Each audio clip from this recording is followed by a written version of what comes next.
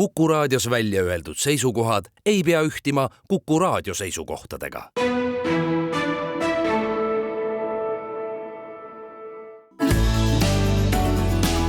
Keskpäevatund.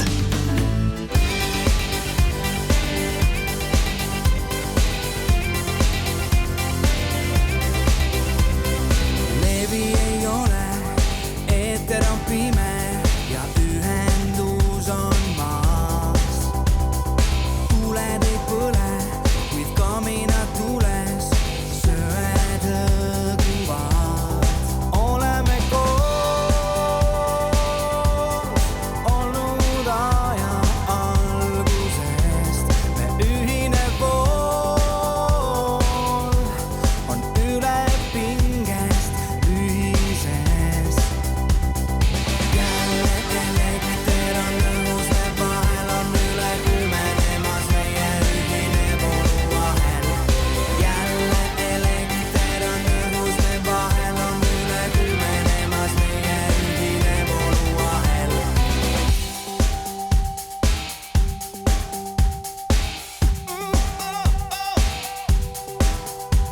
Energia on keeris, kus oma süsteemis lained liiguvad. Kui päike on loojas, kehades soojas, vaid kalorid põlevad. Oleme koos, kuni päike tõuseb taas. Me ühine pool on nagu loodud taastuma. Jälle elekter on õhus, me vahel on üle kümenemas meie ühine vooluvahel. Jälle elekter on õhus, me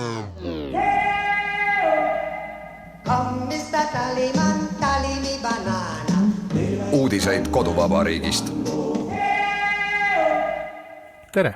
Siin Kuku Raadio ja Keskpäevatund, Tallinna stuudios Ainar Ruussaar, kommunikatsiooniekspert Margus Mets ja Priit Hõbemägi, laulis Traffic ja laulis elektrist. Ja see ongi väga asjakohane, sest laulupidu, mis meid oma lainel kandis, on nüüd lõppenud, aga laadis meid pikaks ajaks hea energiaga ja sellest elame veel nii mõndagi aega. Aga elektriteemad on olulised ka teises aspektis. Nimelt teatas teisipäeval ootamatult riigile kuuluv elektrisüsteemi haldur Elering, et tegi Konkurentsiametile taotluse elektri ülekandeteenuse hinda hüppeliselt tõsta ja mitte vähe. Kokku ligi lausa 37,6%, ligi 40%, mis omakorda käivitas ühiskonnas päris suure debati. Me mäletame veel väga hästi seda aega, kui ühtedelt huultelt pidi lugema seda, et maksud ei tõuse ja teised huuled ütlesid meile selgelt, et maksufestival on lõppenud, aga siin me siis nüüd täna oleme. Ja see 5 eurot megavatt-tunni eest ei ole küll otsustatud, aga jah, Elering väidab, et nad ei ole 13 aastat hinda tõstnud ja nüüd tuleb seda teha. Esimene küsimus on see, et miks 13 aastat ei ole hinda tõstetud, et võib-olla on kavalam ikkagi tõsta aeg-ajalt ja natukene, kui kohe siis 5 eurot megavatt-tunni eest, ehk siis peaaegu 40%. Aga Eleringi juht toob ka põhjenduseks selle, et tõepoolest varustuskindlus tuleb tagada ka siis, kui Auvere jaam ei tööta või tuul ei puhu ja et roheenergia tähendab seda, et tuleb tegelikult neid elektrivõrke ka ja elektriliine ümber ehitada ja see on kallis tegevus, kõik läheb kallimaks, loomulikult, jah. Ja tavatarbija seisukohalt peaks ju mõtlema ka selle peale, et Elering on ju ainult pool sellest võrrandist, sest igaühele koju toob tegelikult elektrijuhtmeid pidi ju enamasti Elektrilevi. Tõsi, monopool siiski. No täpselt, ja kõik need hinnatõusud hakkavad ju ühtepidi kumuleeruma lihtsalt selle tõttu, et iga vahendaja paneb oma väikese osakese tegevuskulusid ka sinna vahele. No jah, Eesti Energia jaotuse võrguettevõtte Elektrilevi ju teatas ka, et paratamatult, kuna nad peavad ka Eleringile maksma, siis peavad ka nemad hinda tõstma või võrgutasusid tõstma. Ja see 5% inflatsioon puudutab kõik ettevõtteid, aga energia tootmine ja selle kohale toimetamine on üks asi, milleta ei pääse mitte ükski. Siin ei ole mõtet rääkida suurettevõtetest, see puudutab absoluutselt kõiki ja tõepoolest me saime laulupeol ja tantsupeol tohutu loengu, aga meie positiivne helendamine selle ei me aita saime meid veel kuidagi sügisesse. Ilma selle hinnatõusuta kätte, kuigi need piletid ei olnud sugugi odavad ja kõigile üleüldse jätkunud. Ja see on tõesti nii, et siis Eesti Energia jaotusvõrgu ettevõte, et ma arvan, et tavalisele kuulajale läheb see kõik nagu segamilt ühesõnaga, et mida teeb Elektrilevi ja mida teeb siis Elering ja kas nad üleüldse ei kattu mingisuguses osas ja kui me meenutame mingit paari aasta tagusid asju, siis peaminister Kaja Kallas omal ajal küll tõstis neid asju kokku, siis pärast tõsteti neid jälle lahti, nii et ütleme nii, et see on muutunud üsna segaseks üldine pilt. Aga siis see Elektrilevi plaanib uuest aastast kulude kasvu tõttu võrgutasu tõusu tõsta. Lisaks siis sellele võrgutasu tõusule, mis peaks augustist rakenduma ka 2,6%, nii et nagu ma aru saan, et peab siis rakenduma midagi ja sellele tuleb veel midagi juurde ja siis lisaks siis Eesti põhivõrgu haldur Elering, nii et me juba tänasel päeval, siis kui me maksame oma elektriarvet, et siis kui me seda arvet tähelepanelikult vaatame, et siis me maksame kõikvõimalike muude tasude eest, maksame juba kas rohkem või siis oluliselt rohkem, kui me tegelikult maksame elektrienergia eest, et nagu lihtsam mõistus võiks öelda, et lööme need puugid sealt küljest minema, et ostame ainult puhast elektrit, aga kahjuks nii see ei ole võimalik. Kuidagi peab ta meieni jõudma ju. Ja kui me nüüd vaatame neid olukorda siis nagu edasi, et siis Elektrilevi müügitulu aastas on 300 miljonit eurot ja Eleringile on senini sellest läinud 80 miljonit eurot ja ka nüüd soovib siis Elering lisaraha saada ja selle tõttu tuleb siis Elektrilevil oma tariifi tõsta. Et me oleme mingisuguses sellises kummalises ringis, ma arvan, et see ongi nagu kuulajale võib-olla keeruline aru saada. Et kui me vaatame siis neid põhjendusi, mis siis Elektrileviga ja võrguhaldurid meile siis annavad sellega seoses, siis me jõuame sellise olukorrani, et näiteks Elektrilevi juht Mihkel Lärm ütles, et me kõik teame, mis inflatsioon on iga-aastaselt, sealhulgas ka sellel aastal. Me ei räägi siin 2% inflatsioonist, selle aasta inflatsioon võib 5% hulka tulla ja selleks, et siis kõik oleks kvaliteetne, on vaja kuludele katet ja sellepärast siis nagu tõstetakse hinda, et ütleme nii, et samal ajal, kui me siin võime kurta ja ägada selle üle, et inflatsioon sööb meie sissetulekuid ja see võib aastas ulatada seal 5-6%, siis ütlevad suurte võrguettevõtete juhid, et vaadake, meil on siin nagu inflatsioon ühesõnaga, et väga halb olukord on, et me peame nüüd kõikidele tasudele otsa panema. Ja see jõuab uuesti taas siis meie kõigi nagu kodanikena, et see oli minu jaoks nagu natukene nagu huvitav või ütleme selline üllatav asi, et suurettevõtted, et samal ajal kui siis kodanikud kaebavad, inflatsioon on suur, ütlevad ja maksud ja tasud tõusevad, ütlevad suurettevõtted juhid täpselt seda sama, vaadake, et inflatsioon tõusnud, me paneme oma toodetele hinda juurde. Mis omakorda tõstab inflatsiooni. See on kõige hullem. Just.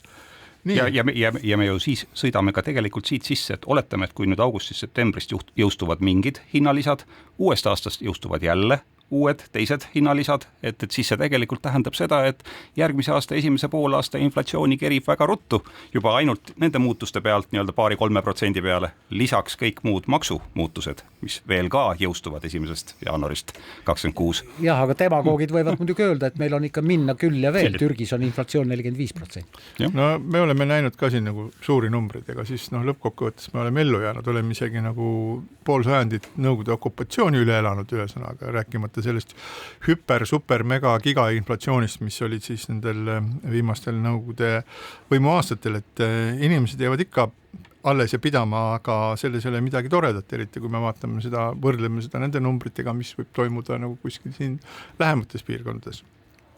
Aga mitte ainult siis Elektrilevi, aga selle Elektrilevi ja Eleringi osas siis võiks arutada veel seda, et pärast seda, kui Elering teatas, et nad soovid oma tasusid tõsta ja siin on olnud nagu mitmesuguseid hinnanguid sellele, et kas see number, mis on siis ligi 40%, et kas see, kui jõuab ühe inimese elektriarvesse ja inimesel on võib-olla 2-3-toaline korteris, ta peab selle eest maksma, et kui palju see siis lõppkokkuvõttes need summad suuremad tulevad, aga mina ütleksin nii, et isegi mõni euro või mõni euro on igal juhul jälle üks hinnatõus ja sellega me oma nagu elus arvestanud ei ole.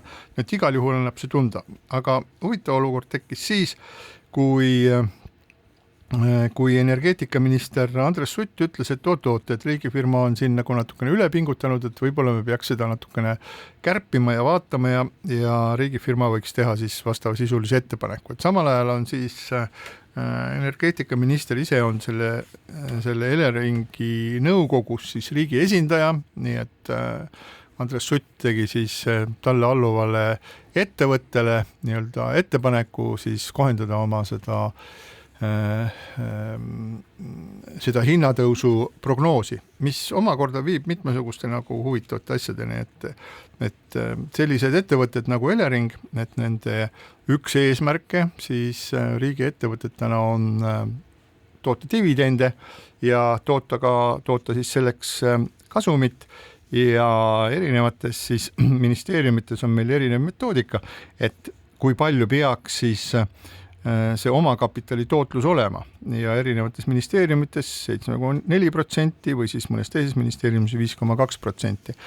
Nüüd see tähendab seda, et kahtlemata seal mingisugust ruumi seal on, kus kohast seda protsenti või tõstetavat hinda vähendada, aga nüüd tegelikult seda me ette ei tea siis lõppkokkuvõttes, et mis siis nagu toimuma hakkab, et kas ettevõte võib vastu tulla siis rahandusministri soovile, ei pruugi seda teha, võib anda oma paberid sisse ja lõppkokkuvõttes otsustab siis Konkurentsiamet siis selle üle, et kuidas selle hinnatõusuga on. Möödunud aastal lõpetas Elering kasumiga ja valitsus võttis ettevõttest välja 16 miljonit eurot dividende, nii et hetkel on tegelikult laias laastus ju küsimus ka selles, kas dividendide sellises mahus väljavõtmise asemel võib-olla saab neid suunata hoopis nendeks samadeks investeeringuteks ja seda hinda madaldada, aga see kõik on valitsuse otsus ja Konkurentsiamet ei ole ka veel tegelikult ju öelnud, et jah, selline hinnatõus on okei. Ja pikas perspektiivis on ju tarbija vaatest oluline ka see, et see ei muutuks, et sellised hinnatõusu otsused ei muutuks mitte nagu poliitilise debati kohaks, vaid need oleksid tegelikult ikkagi mingite reaalsete majanduskalkulatsioonidega põhistatud, sest muidu ongi nii, et kui meil on parajasti käes valimisaasta nagu praegu, siis keegi tahab olla see jõuluvana, kes jälle toob inimestele leevenduse või kergenduse, aga tegelikult äkki jääb mõni vajalik töö siis tegemata, et see optimumi leidmine ja seda, et seda leiaksid spetsialistid, mitte ei oleks see nagu päris selline otsast lõpuni poliitilise vaidluse objekt, on ka oluline ettevõtte seisukohalt. Ja, aga sellises olukorras me paraku praegu oleme, et tegelikult see, et pärast seda, kui riigiettevõte teatab, et ta soovib mingisuguseid tasusid või tariife tõsta, et pärast seda ütleb minister, et et seda on liiga palju, et see ei ole nagu sellise, nagu, kuidas öeldakse, ei ole tavapärase praktika osa. Et nüüd peakski nagu vaatama seda, et mis pärast siis korraga siis minister Sutt muutus nii kaastundlikuks ja empaatiliseks ja ütles, et et ärge nüüd seda niimoodi tehke. Huvitav, ma nüüd julgeks kahelda, et kas siis tõesti minister talle kuuluva ettevõtte plaanides tõsta nii ja nii palju siis neid tasusid, et ka talle mitte midagi ei teadnud, et kui ta nõukogu liikmed tavaliselt igasugustest nii-öelda tasude ja muude taoliste asjade tõstmisest teavad, sellepärast nad peavad nad nagu kinnitama enne, kui see siis läheb nii-öelda siis nagu eetrisse. Nüüd siis leidis minister Sutt endas sellist empaatiat ja võib-olla võiks arutada selle üle, et kus kohas see siis nüüd kuidagi nii äkki sündis ja mis pärast, seepärast meenutame, et rahandusminister Jürgen Ligi ütles siis selle peale, et räme populism.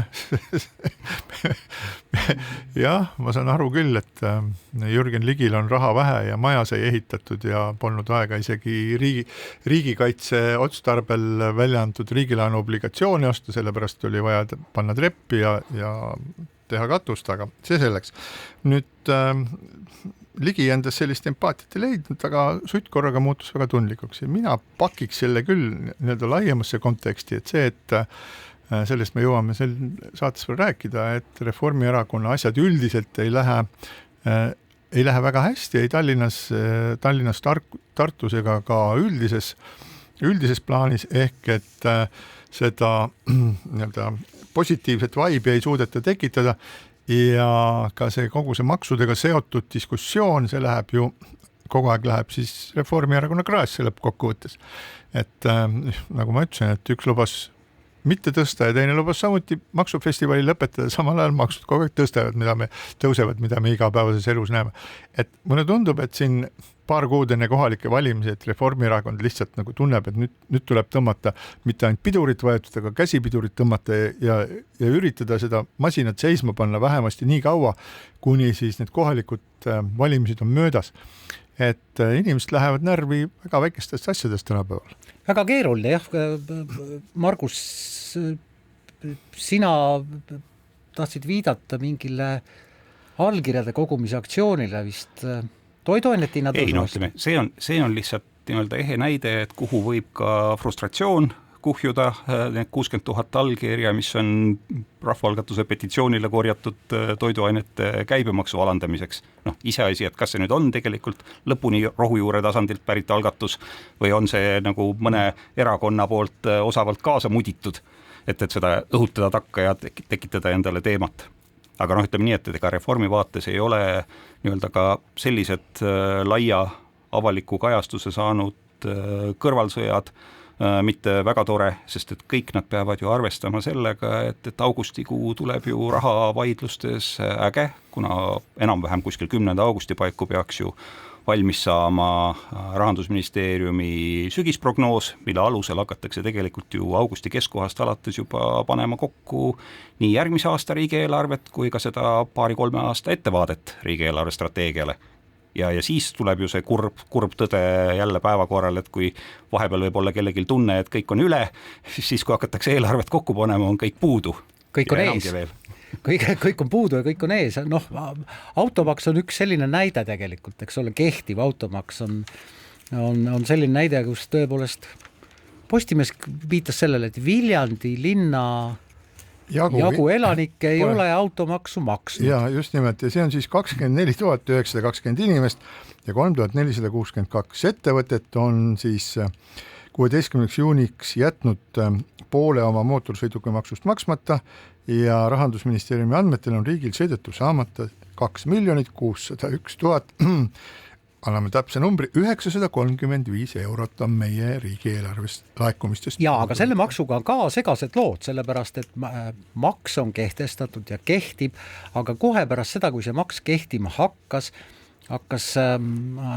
võimupartei Reformierakond rääkima sellist asja, et tegelikult ikkagi valitsus kavatseb teha lastega peredele automaksu odavamaks ehk soodsamaks, ehk siis välja käidi ka selline number nagu 100 eurot lapse pealt automaksu soodustust aastas, aga seda seaduse muudatust ei ole parlament isegi arutama hakanud. Ehk siis ma arvan, et väga paljude inimeste jaoks ongi segadus selles ja Jürgen Ligi, rahandusminister, tunnistas, et see ongi suur segadus, mida ei ole võimalik lahendada, sellepärast, et pole selge, kes seda laste pealt automaksu soodustust juhul, kui parlament seda arutama hakkab ja seaduse vastu võtab, üldse saama hakkavad, sellepärast, et riigil ei ole ülevaadet sellest, kas lapsevanem on ka autoomanik ja kas autoomanik on ka lapsevanem ja nii edasi, et kuidas siis teha nii, et tegelikult laste eest hoolitsejad, kes on ka autoomanikud, saavad seda maksuvabadust. Ma loodan, et see ei lõppe sellega, et siis superandmebaasi hakatakse kogu muus. Jälle mingisugused tegelased hakkavad käe õlani suruma siis mingitesse andmebaasidesse meie kõigi kohta mingid andmed küsima, aga ma mõtlen see automaksu lugu on ju täiesti ta on ju sümptomaatiline, see näitab seda rapsimist, mis siis Reformierakonna juhtimisel on siis maksude teemal meil toimunud juba mitu aastat, et Kristen Michal seda ei algatanud, algatas siiski Kaja Kallas, kes aga kuude kaupa siis ei lasknud asjadel areneda võib-olla isegi ligi pool aastat, sellepärast et ta ootas, et millal siis ta ükskord, kas ta saab Euroopa Komisjoni liikmeks või ei saa Euroopa Komisjoni liikmeks ja kogu selle aja jooksul, nii nagu ka valitsuse liikmed on tunnistanud, otsused seisid, midagi ei toimunud, kõik see meenutas nii-öelda Tallinna linnavalitsuse käitumist Edgar Savisaare ajal suvekuudel, kus kõik olid puhkusel, kõik uksed olid kinni ja mitte midagi ei toimunud. Ja täpselt samamoodi siis tehti terves riigis ja minu meelest see on mingisugune asi, mis nendes jamades, kus me praegu võib-olla riigina oleme, see alusmüür pandigi siis nagu selle Kaja Kallase jokutamise tõttu, et riik seisis ja valitsus ootas, et mida siis peaminister teeb.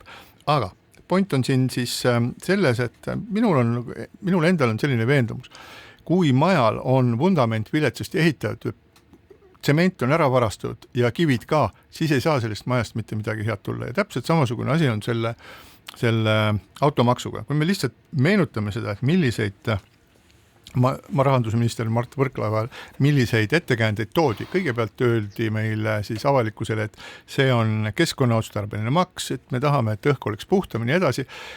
Nädala pärast ütles seesama minister nagu lihtsalt moka otsast, et tegelikult meil on 280 miljonit puudu, meil on lihtsalt eelarvesse vaja raha ja siis tuli neid veel ja siis tuli veel ja veel ühesõnaga. Ma arvan, et me kuulsime kokku 5 või 6 erinevat põhjendust, millest õige oli ainult üks, raha on vaja. Ja see tuleb kuidagi kokku koguda ja seda maksu ei olnud. Ja kuna see maks oli niivõrd halvasti planeeritud ja rapsides tehti, siis me näeme seda, et see tänase päevani see jama kestab. Asi, mis on nagu viletsale ja läbimõtlematele alusele ehitatud, ei saagi korralikult töötada. Ma ei oska muidugi öelda, mida siis nüüd valitsus peaks tegema, et sellest tupikust ennast kuidagi välja tagurdada, aga see olukord on tõeliselt halb, eriti arvestades seda, et ka see 100 euro tagasimaks siis lapse pealt perekonnale nõuab omakorda mingisugust manageerimist, mille jaoks ei ole mingisuguseid süsteeme tänaseks päevaks loodud. See ongi nii õnnetu asi, aga kuidagi maha kriipsutada seda enam ei saa, sellepärast osa seadus kehtib, maksud tuleb maksta, osa inimesi on selle juba maksnud, need, kes ei ole maksnud, neid vabandud, aga jumala pärast inimesed, makske see asi ära ja ma annan teile väga hea põhjuse. Kui te ei maksa, siis te satute maksuameti hambusse. Ja see tähendab seda, et te hakkate maksmata summa pealt maksma 0,0% päevas. Ja teile võib tunduda see, et see pole mitte midagi. Aga see on 22% aastas ja see pole kõik. Kui te satute maksuameti hambusse oma maksuviivitusega, siis see, et seda maksu ajatada ja sellest asjast välja tulla, see on nii keeruline, et see on isegi, ütleme nii, kõrgema haridusega inimesele, kes ei ole harjunud finantsasjadega igapäevaselt tegelema, on see väga-väga keeruline. Te peate suhtlema inimestega, kes võib-olla on sõbralikud, võib-olla ei ole sõbralikud, te ei tea, mida teha, te lähete segadus. See on ilge jama. Ma saan aru, et see on vastik ja see maks tundub isegi ebaõiglane, aga makske ära, säästate ennast sellest suurest jamast. Äkki tulevad mingisugused suuremad muudatused. No, ja arvestama peab ju sellega, et minu meelest eelnõudes oli juba ju kirjas, et ka see ajakava, millal hakkab nii see registreerimismaks kui ka aastamaks tõusma. Seal oli pandud ju mingisugused protsentlahendused juba paika, et 2-3 aasta pärast tegelikult need määrad kõik hakkavad järjest kogu aeg tõusma, nii et ärge laske endal kuhjuda siis alla juba seda esimese aasta madalamat määravõlga. See hakkab, ma ütlen, et see ei puuduta ainult autot, see puudutab teie tervet elu, puudutab teie arveid, seda võimalust, et nagu te ei saa oma arvetelt enam raha kätte, kui otsutatakse teie arve kinni panna ja nii edasi. See on õudne jama, et tehke see asi ära ja siis vaatame, mis siis edasi saab. Praegu ei oska öelda. Makse tuleb maksta, jah. Ja siinkohal väike paus.